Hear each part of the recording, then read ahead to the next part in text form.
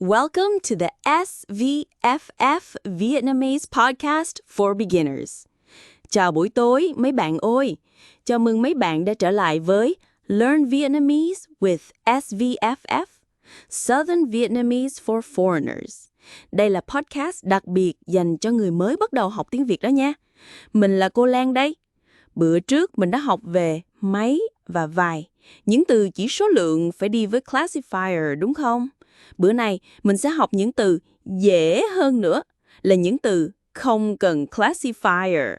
Ready, Brian? Dạ, chào cô Lan. Oh, no classifier? That sounds great. Em sẵn sàng học rồi cô ơi. Đúng rồi. Let's start with the two most common ones. Nhiều, which means many or much, and ít, which means few or little. The most important rule to remember today is that when you use these words with a countable noun, you do not need a classifier. The structure is simply nhiều, ít plus noun. Yeah, so it's different from mấy and vài. I can just put the noun right after it. Chính xác. For example, many books is simply nhiều sách. Few cars is ít xe.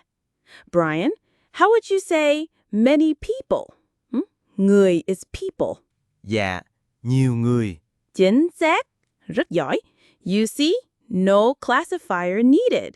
The same words, nhiều and ít, are also used for uncountable things, meaning much and little. For example, much sugar is nhiều đường, and little time is ít thời gian. Yeah, so nhiều tiền means much money. Đúng rồi, rất hay. Now, let's learn two more useful phrases. First is một số, which means a number of or some. It also follows the same rule, no classifier needed before a countable noun. For example, a number of books is một số sách. Dạ, một số sách. Chính xác. And the last one for today is một ít. This can mean a few or some for countable things like một ít sách, a few books. And it can also mean a little for uncountable things like một ít đường, a little sugar, or một ít bánh mì, some bread. Yeah, so một ít works for both countable and uncountable nouns. Chính xác rồi. Em thấy đó, mấy từ này rất tiện lợi vì mình không cần phải lo nghĩ về classifier. Tốt lắm. So, for your homework today, please create 6 câu, 6 sentences using these quantifiers. 2 câu, 2 sentences using nhiều, one with a countable noun, one with an uncountable noun.